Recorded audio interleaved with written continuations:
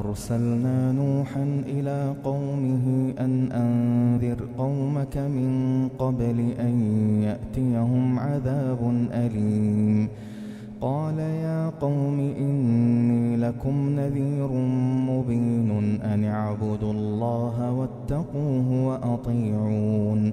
يغفر لكم من ذنوبكم ويؤخركم إلى أجل مسمى إن أجل الله إذا جاء لا يؤخر لو كنتم تعلمون. قال رب إني دعوت قومي ليلا ونهارا فلم يزدهم دعائي إلا فرارا وإني كلما دعوتهم لتغفر لهم جعلوا أصابعهم في آذانهم واستغشوا ثيابهم وأصروا واستكبروا استكبارا ثم إني دعوتهم جهارا ثم إني أعلنت لهم وأسررت لهم إسرارا فقلت استغفروا ربكم إنه كان غفارا يرسل السماء عليكم مدرارا ويمددكم بأموال وبنين ويجعل لكم جنات ويجعل لكم أنهارا ما لكم لا ترجون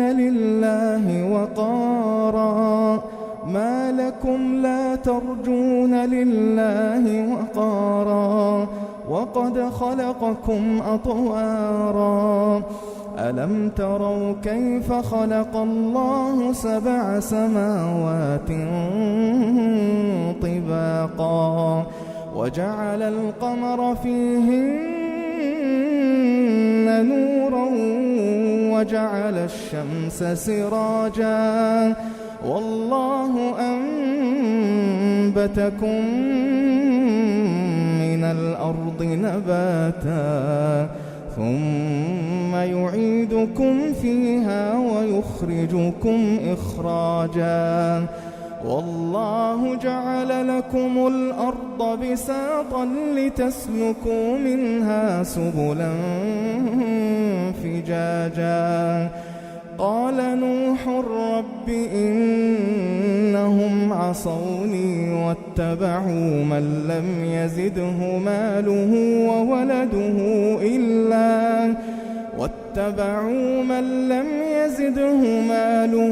وولده إلا خسارا ومكروا مكرا كبارا وقالوا لا تذرن آلهتكم ولا تذرن ودا ولا سواعا ولا يغوث ويعوق ونسرا وقد أضلوا كثيرا ولا تزد الظالمين إلا ضلالا مما خطيئاتهم أغرقوا فأدخلوا نارا فلم يجدوا لهم من دون الله أنصارا وقال نوح رب لا تذر على الأرض من الكافرين ديارا إنك إن تذرهم يضلوا عبادك ولا يلدوا إلا فاجرا كفارا رب اغفر لي ولوالدي ولمن دخل بيتي مؤمنا رب اغفر لي ولوالدي ولمن دخل بيتي مؤمنا وللمؤمنين والمؤمنات ولا تزد الظالمين إلا تبارا. الحمد لله رب العالمين الرحمن الرحيم مالك يوم الدين إياك نعبد وإياك نستعين اهدنا الصراط المستقيم صراط الذين أنعمت عليهم غير المغضوب عليهم ولا الضالين آمين.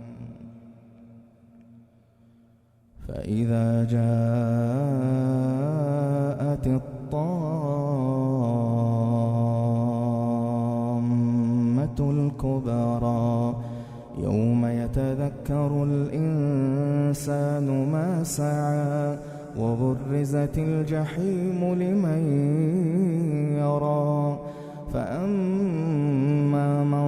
طغى وآثر الحياة الدنيا فإن الجحيم هي المأوى وأما من خاف مقام ربه ونهى النفس عن الهوى فإن الجنة هي المأوى.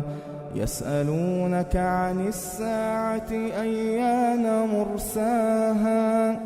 فيما أنت من ذكراها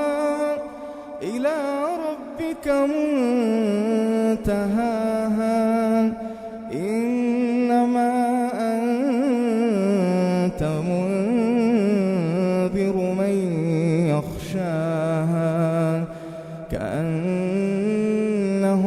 يوم يرونها لم يلبثوا إلا عشية أو ضحاها.